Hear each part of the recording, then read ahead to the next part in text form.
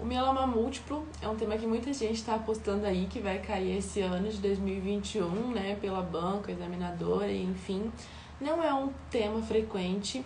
Dentre os materiais que eu busquei, checklist sobre esse tema, dentre as universidades que já caíram, que já cobraram esse tema de mieloma múltiplo, eu encontrei um total de 0. Nunca, pelo menos que eu vi, nenhuma universidade cobrou esse tema ainda. O checklist de mieloma múltiplo que caiu, ou que a gente tem disponível, é na Bíblia dos checklists e é uma estação extra. Não é uma estação que já caiu alguma vez em alguma universidade, em alguma prova prática, né? Mas, como é uma aposta de muita gente, vamos estudar esse tema, né? Vamos iniciar conversando um pouco sobre o que é o mieloma múltiplo. O mieloma múltiplo é um tumor da medula óssea, né? O paciente que tem mieloma múltiplo, geralmente, no checklist vai ser um diagnóstico bem mais fácil do que na vida real, né? E vai ser aquele paciente que está com uma anemia, que está hipocorado, pode se apresentar desidratado, pode se apresentar com sinais de insuficiência renal aguda e com uma lombalgia crônica, tá? Uma lombalgia que já faz tempo que ele tá, e um cansaço, uma piora progressiva, uma lombalgia que não melhora, que às vezes ele toma um analgésico, um remedinho, melhora, mas volta. Então, vai ser basicamente esse o paciente do mieloma múltiplo. Tem um mnemônico para a gente lembrar dos achados laboratoriais do mieloma múltiplo, para a gente ver e pensar, isso aqui pode ser um caso de um mieloma. E qual é o mnemônico? É o CRAL, certo? CRAL. O C de cálcio, hipercalcemia, o R de renal, insuficiência renal aguda, o A de anemia e o L de lesões osteolíticas, tá? Então, esses vão ser basicamente os achados que a gente vai encontrar em um paciente com mieloma múltiplo. Vai ser um paciente que tem uma hipercalcemia maior a 10,5 mais ou menos, que está com uma insuficiência renal aguda, com uma creatinina maior a 2, e se ele estiver com uma insuficiência renal já é um sinal. A gente já consegue ver o prognóstico do paciente através da insuficiência renal dele, na verdade. Vai estar com uma anemia, né, com uma hemoglobina menor a 10 e com lesões osteolíticas no raio-x. Pode se apresentar também com osteoporose e com fraturas.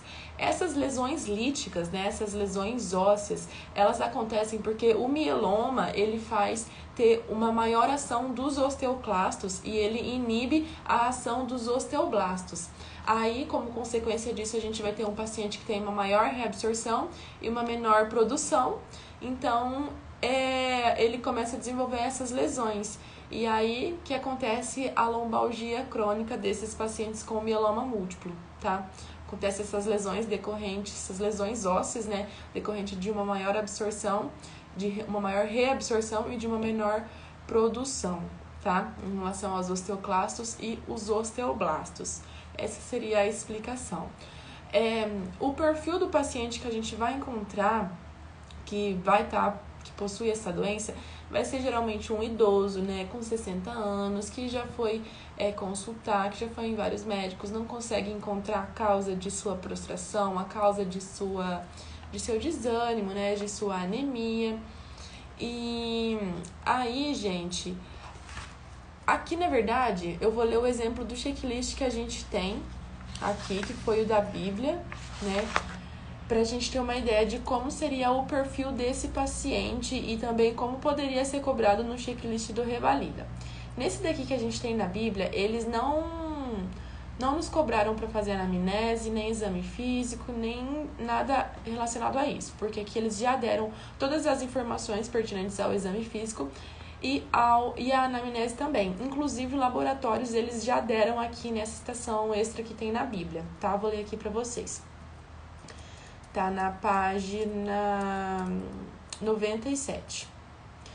João Francisco, 76 anos, aposentado, trabalhou a maior parte de sua vida como auxiliar de escritório. Já falou a idade onde ele trabalhou.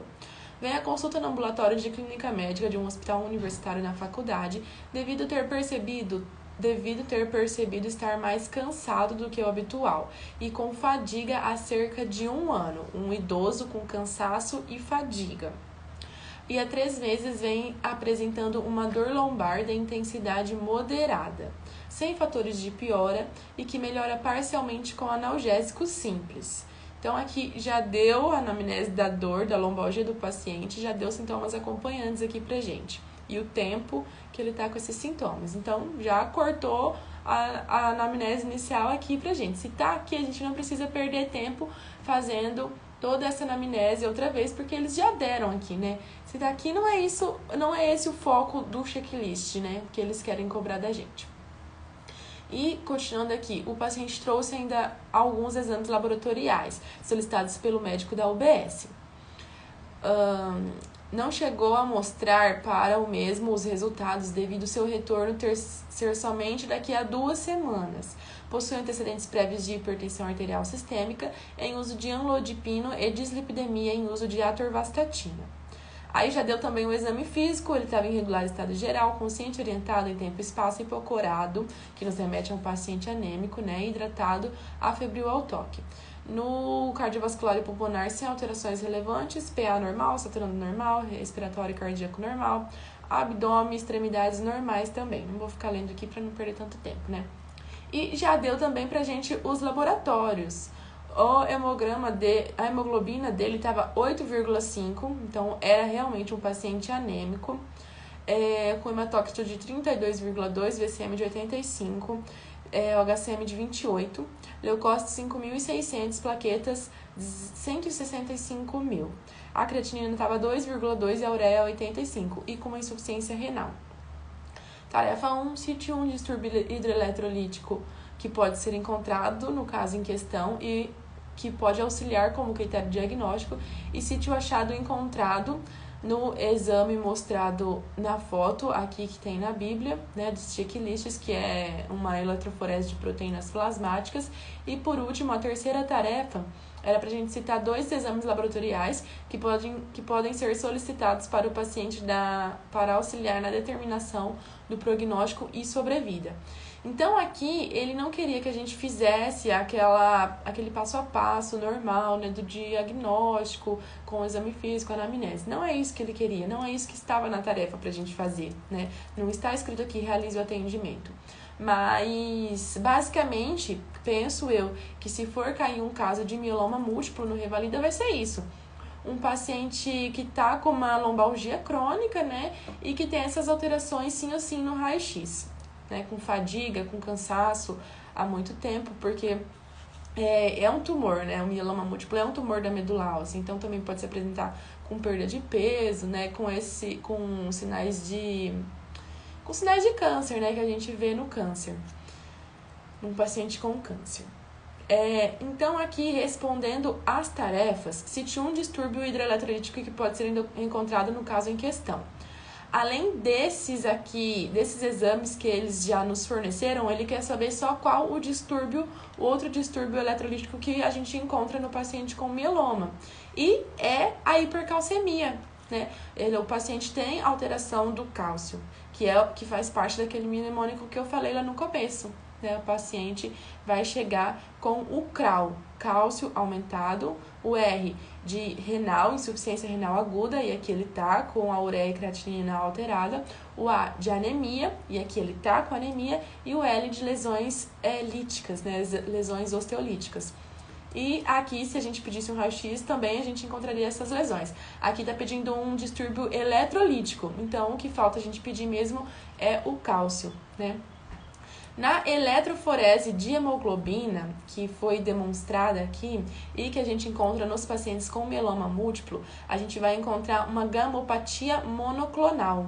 Seria o achado da eletroforese, tá? E os exames que foram solicitados na terceira tarefa, né, exames para a gente saber determinar o prognóstico e a sobrevida do paciente, é através da albumina e da beta-2 microglobulina. Então, aqui nesse checklist só tinha essas 3 respostas para a gente pontuar. Eu achei uma estação bem difícil, na realidade, mas se a gente sabe o tema, né, se a gente sabe o mnemônico, eu penso que no Revalida, se forem cobrar esse tema, não vão dar um checklist de outro mundo pra gente, né? Vai ser basicamente ou pra gente fazer a anamnese, exame físico, né, o diagnóstico e os exames laboratoriais, porque o tratamento é só terapia de suporte. Não tem muito o que a gente fazer aqui no mieloma múltiplo, né? Uma minoria vai precisar de transplante e os medicamentos que a gente pode utilizar aqui vão ser o ácido zelendrônico, 4 mg intravenosa cada 4 semanas, para inibir a ação dos osteoclastos no paciente que estão se apresentando com fraturas, e a eritropoetina, 40 mil unidades subcutâneas por semana, naqueles pacientes que têm uma anemia muito grande, para a gente diminuir a necessidade de transfusão. E no caso da hipercalcemia vai ser diuréticos, hidratação, aí a gente vai tratar aí as alterações que o paciente está apresentando, né? Mas, enfim, basicamente seria isso, né? E o mieloma múltiplo, ele é um tema bem importante dentro da hematologia, né? Ele realmente pode ser cobrado, e se for cobrado pra gente, espero que a gente esteja preparado e que a gente consiga fazer o diagnóstico, se essa aposta aí que muita gente está fazendo estiver correta, né? Então, seria basicamente isso. Se for pra gente fazer anamnese, exame físico e aquele esqueletinho que a gente sempre faz, né? A gente vai fazer as características da dor lombar do paciente, né? A gente pode utilizar o Alice, aparição, localização, irradiação, o caráter, intensidade de 1 a 10, melhora, piora, quanto tempo você está tendo isso, você já teve alguma outra vez, é a primeira vez, você está tendo algum outro sintoma, né? Que já ia para os sintomas acompanhantes, cansaço, fadiga, né, alteração do apetite, perda de peso. E assim a gente vai buscando aí o nosso diagnóstico de mieloma ou algum outro diagnóstico diferencial, né? Sangramentos, febre, a gente caracteriza a fraqueza desse paciente, né, decorrente da anemia dele, provavelmente. Aí o exame físico normal, que a gente sempre pede em todo paciente. E os exames que a gente pode pedir, né, quando a gente for solicitar exames laboratoriais, vai ser o raio-x da coluna, pra gente ver as lesões líticas, o hemograma, que a gente tem sim ou sim que pedir, o perfil renal com a ureia e creatinina pra gente ver que o paciente está tendo uma insuficiência renal. A gente tem que pedir os eletrólitos, principalmente o cálcio, pra gente ver que o paciente está tendo uma hipercalcemia. E provas de hemólise, né? Também perfil de ferro para a gente fazer algum diagnóstico diferencial. E a eletroforese de proteínas séricas. O mielograma também é um exame importante para a gente pedir aqui. Beleza? Então, seria basicamente isso. O mieloma múltiplo também pode dar outros sinais e sintomas mais inespecíficos, né? Além dessas alterações ósseas, insuficiência renal, pode dar também sintomas neurológicos, né? Decorrente da hiperviscosidade, da hipercalcemia, de compressão, de depósito da proteína amiloide. Então, pode dar sintomas neurológicos, pode ser um paciente que, além desses achados laboratoriais, se apresenta com infecções recorrentes, que a gente não consegue ver realmente a causa dessas infecções que ele está tendo, dessa diminuição da imunidade, e sangramento por disfunção das plaquetas, por interferência no excesso de imunoglobulina, nos fatores de coagulação. E, enfim, tem outros sintomas assim mais inespecíficos, só que a nossa base, né, os principais que a gente deve saber são aqueles que eu já falei, tá? Em relação à insuficiência renal, o paciente pode se apresentar também com hiperuricemia, né? Com desidratação, e as infecções recorrentes podem ser decorrentes da insuficiência renal aguda. E as infecções que a gente pode encontrar vai ser um paciente com uma pneumonia de infecção, com uma sinusite de infecção, com uma infecção das vias aéreas superiores, né? Seria bem específico mesmo, tá? Mas lembra do CRAL e lembra que o diagnóstico é feito a partir desses exames laboratoriais e com a presença da proteína monoclonal sérica ou urinária, tá? E com a presença de plasmocitoma ou maior a 10% de plasmócitos na medula óssea e com lesão de órgão-alvo, como por exemplo na vértebra, né, que seriam as lesões líticas, ou até no crânio, tá? Então sempre lembrar, proteína monoclonal sérica ou urinária, plasmocitoma ou mais de 10% de plasmócitos na medula óssea e as lesões de órgão-alvo junto com o mnemônico CRAL, hipercalcemia, insuficiência renal, anemia, lesões osteolíticas. Beleza? Espero que tenha ajudado de alguma forma e a gente se vê na próxima. Fiquem com Deus. E boa prova, bons estudos.